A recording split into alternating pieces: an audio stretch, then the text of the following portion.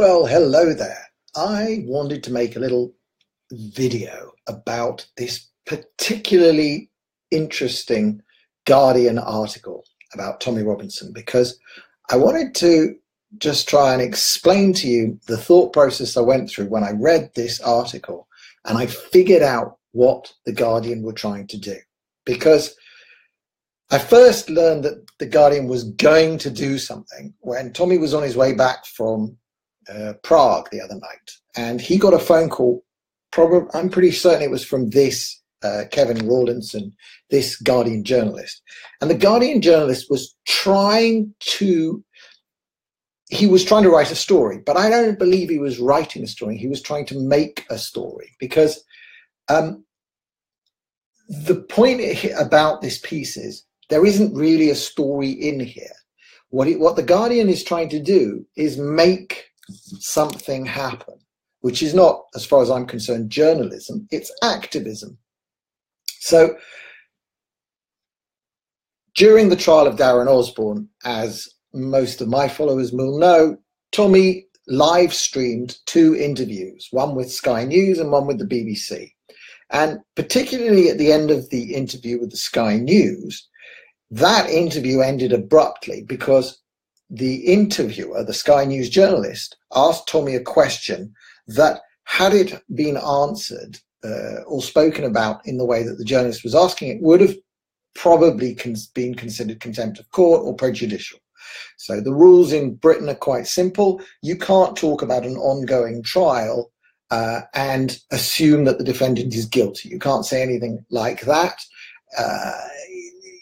How this now sits in the days of pervasive social media and guys like Tommy, it's a bit harder to say, but the law's still the law. And the Sky News journalist knew this, and so he was doing the interview as if it was to be broadcast, which it was, after the end of the trial. But meanwhile, Tommy and Kev live streamed the interview. So it went out live. It couldn't be pulled back once it hit the internet. I mean, you can block it or you can take it down from your page, but it's still there. So what does the Guardian write? Days later, I mean, it's a week or so after the end of the trial of Darren Osborne, where he was found guilty and given a very long sentence, they want to try and frame it that there is an ongoing investigation into Tommy for contempt of court because of those broadcasts. So what do? So they talk about the 2 live broadcasts.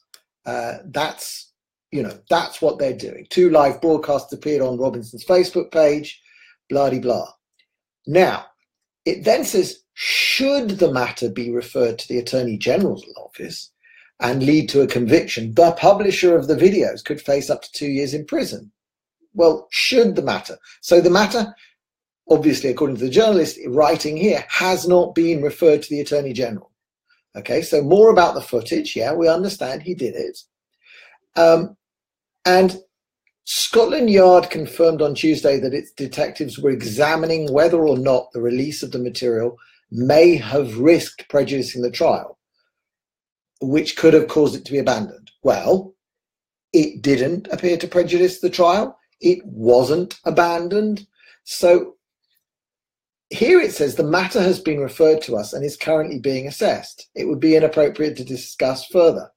That's odd, because that says that the police are investigating, but then we get down to the Attorney General's office, which is actually where, as far as I know, these sort of complaints would start.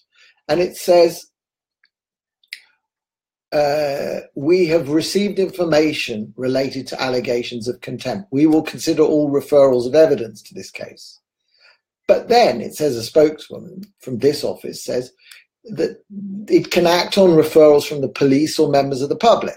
So nobody's actually referred it to the Attorney General's office. And obviously there's been no referral by the public. And we've got some kind of statement that says the police are looking into it.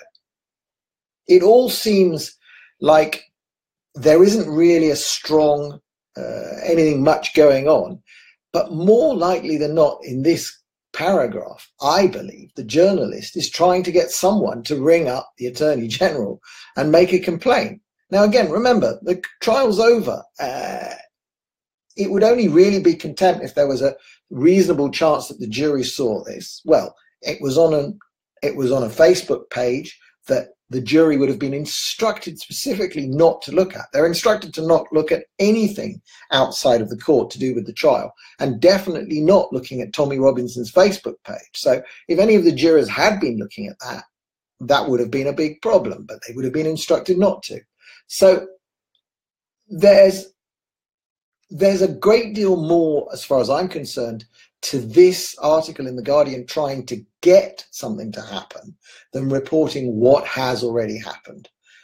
I wrote all of this up in a tweet stream, pointing out basically the same stuff. But the main thing is that Tommy Robinson is on a suspended sentence for an earlier conviction, which was not actually contempt of court. It was a slightly more obscure, similar statute, because he was trying to take photographs of people who then went on to be committed of Muslim rape gang stuff.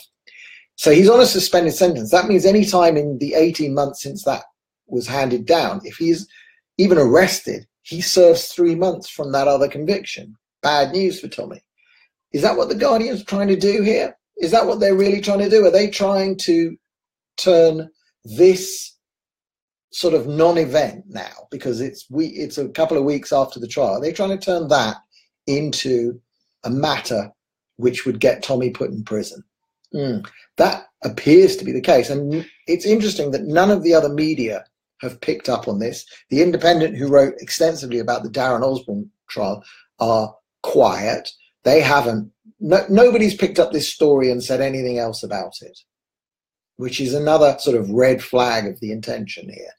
And of course, we know, because Tommy has said so, that subject to what he sees in the court transcripts when he gets those from the court, he's strongly considering legal action against either the Crown Prosecution Service or the media who reported from the trial, or both, if both said erroneous things about him.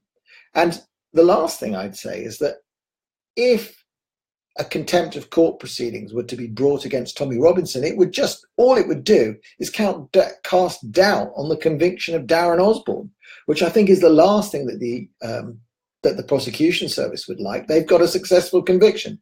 Why would they want anybody looking into this?